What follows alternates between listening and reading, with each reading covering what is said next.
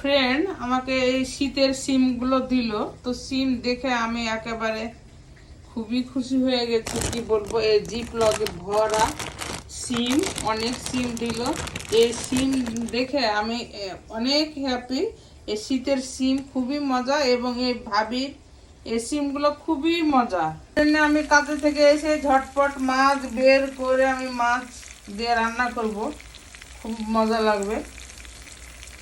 আর এখানে ফিনিক্সের জন্য আমি 1 পিস মাছ সিদ্ধ করে নিব, বড় মোটা 1 পিস মাছ।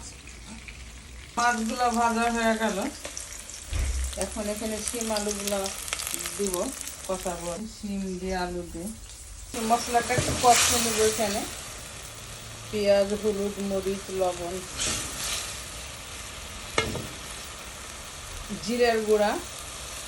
তো সিম আলুটা হালকা কষায় পানি দিয়ে দিব, যেহেতু আমি কাজে থেকে আসলাম, এত সময় নিয়ে রান্না করতে পারবো না, যেহেতু সারাদিন অফিস করছি। এখন বাসায় এসে অনেক কাজই করলাম। তো সিম দেয়া, এই যে শীতের সিম দেয়া রুই মাছের তরকারিটা হয়ে গেল। তো কি যে মজা হয়েছে ফ্রেন্ডসরা, আমি একটু ওই যে ঝোল টেস্ট করি, খুবই টেস্ট, কি যে বলবো। তো এই যে আমি এখন গরম গরম অফিস থেকে এসে রান্না করে এখন গরম গরম তরকারি, গরম গরম ভাত খাবো। আর এই পাতলা ঝোলের তরকারি অনেক দিন খাইনি সবজি দিয়ে, খালি সব সময় ভুনা খাওয়া হয়, এই জন্য এই সিস্টেমে খাবো। একটু খেয়ে দেখি। বিসমিল্লাহির রহমানির রহিম।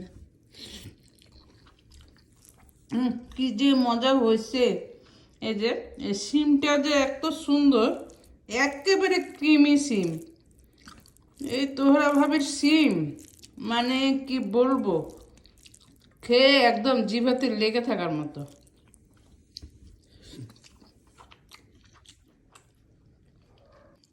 তো কি বলবো, পাতলা ঝোলের তরকারি যে এত মজা, সত্যি আমি অনেক দিন খাইনি। আমি একটু বেশি করে ঝোল রাখছি। আসলে শীতের এই সিম, মানে এত বাটার, এত ক্রিমি, মানে কি বলবো, খাওয়ার মতো।